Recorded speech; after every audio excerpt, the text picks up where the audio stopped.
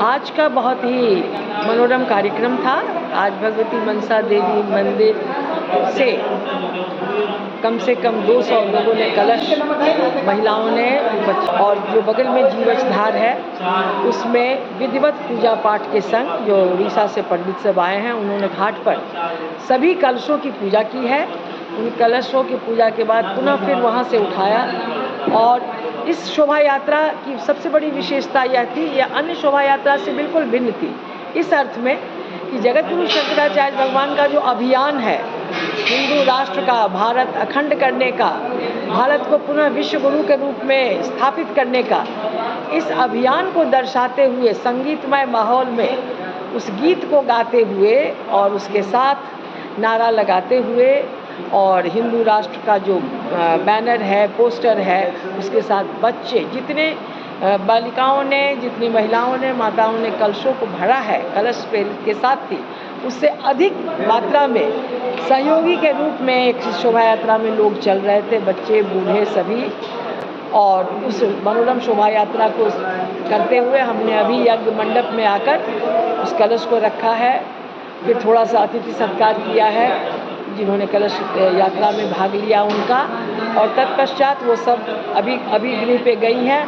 और हमारे यज्ञ मंडप पे संध्याकालीन कार्यक्रम की तैयारी अभी चल रही है। सारे पंडित यज्ञ मंडप को अग्नि स्थापना के लिए अभी विधिवत तैयार कर रहे हैं। आज अग्नि स्थापन होगा और कल से विधिवत पूजा पाठ आरंभ होगा, जिसमें पीठ पूजा, गणेश पूजा, सूर्य पूजा इत्यादि के साथ सप्तचंडी पाठ, दुर्गा सप्तशती पाठ और इसके बाद हवन आदि का कार्यक्रम यह हम 3 दिनों तक करेंगे।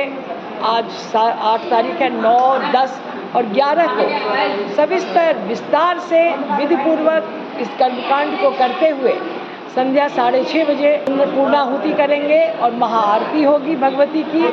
तत्पश्चात सांस्कृतिक कार्यक्रम का, मंचीय कार्यक्रम का आयोजन है, जिसमें अनेक गण्यमान्य अतिथि पधार रहे हैं। और हमने मंच पर एक सम्मान का भी कार्यक्रम रखा है। वर्ष भर जो सहयोगी के रूप में जो मीडिया का सहयोग मिला हमें, जो यहाँ के कार्यकर्ताओं का सहयोग मिला, जो दाताओं का सहयोग मिला, उन सबों के लिए एक छोटा सा सम्मान का भी कार्यक्रम है। एक वर्ष पूर्ण करने के लिए जो यात्रा हमारी सफल यात्रा रही है, जिसमें जो हमारे सहभागी सहयोगी रहे हैं, उनका हम सम्मान करते हुए रात में इस कार्यक्रम का 11 तारीख को समापन है। कलश यात्रा में अभी लगभग 1000 लोग साथ में थे। और कितने कन्याओं ने भाग लिए थे? और जितने कन्याओं ने भरा, 200 से अधिक कन्याओं ने और महिलाओं ने कलश यात्रा में भाग लिया है। मैं प्रोफेसर इंदिरा झा, यह जो कार्यक्रम हो रहा है अथवा यह जो मंदिर का निर्माण हुआ है, ये जगतगुरु शंकराचार्य के नाम पर जो Shankaracharya Swami Nischalanand Saraswati public charitable trust है, जिसकी मैं संस्थापक सचिव हूँ, उसके तत्वावधान में ये सारे कार्यक्रमों का आयोजन हो रहा है। मैं उसकी संस्थापक सचिव हूँ। न्यूज़ टुडे मिथिला के नाम से जो चला रहे हैं, ये मैं विशेष रूप से ट्रस्ट की ओर से आभार व्यक्त करती हूँ। मंदिर है जो आज पूरे मिथिला को गौरवान्वित कर रही है। ये सब देखा जा रहा है कि कई लोगों का कहना है कि ये उड़ीसा में लिंगराज के तर्ज पे बना हुआ मंदिर है। बिल्कुल, देखिए, इसके पीछे एक बहुत बड़ी सोच थी। इस मंदिर निर्माण के पीछे जो सबसे बड़ी सोच थी, वो थी मिथिला की संस्कृति और उड़ीसा की संस्कृति को एक साथ जोड़ना। कारण मिथिला के सपूत स्वनाम धन्य पूरी पीठाधीश्वर, जिनकी यह जन्मभूमि है, वो मिथिला के पुत्र हैं। और वो शंकराचार्य कहाँ के हैं? तो ये गोवर्धन मठ उड़ीसा के। तो यह मंदिर निर्माण के पीछे यह हमेशा यह भावना रही, इसका जो स्थापत्य हो, इसके पर जो कला हो, वो सारी उड़ीसा की हो, ताकि यह जो इतिहास बन रहा है, भविष्य में लोग देखेंगे कि ये जो मिथिला सपूत शंकराचार्य महाराज थे, वो कहाँ के शंकराचार्य थे? तो उड़ीसा के थे। तो ये उड़ीसा और मिथिला की जोड़ने की कड़ी बने यह मंदिर, इस उद्देश्य से यहाँ पर आप ये लिंगराज के तर्ज पे बना हुआ है।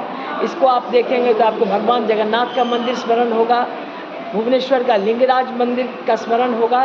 मंदिर परिसर में यहाँ आप देख सकते हैं पीछे सती माई का मंदिर है, जो पुराना मंदिर है, जो काफ़ी प्रसिद्ध है। और ये मंदिर परिसर में आकर के दर्शन करें और आशीर्वाद प्राप्त करें। बताया जा रहा है कि सच्चे मन से जो भी भक्त यहाँ पर श्रद्धालु भक्त आते हैं उनकी मनोकामना माँ मनसा देवी, माँ विषहारा उनकी मनोकामना ज़रूर पूरा करती हैं। इस वीडियो को ज़्यादा से ज़्यादा शेयर करें और अगर इस चैनल पर नए हैं तो चैनल को सब्सक्राइब कीजिए। आप देख रहे हैं न्यूज़ टुडे मिथिला, आकाश मिश्रा के साथ।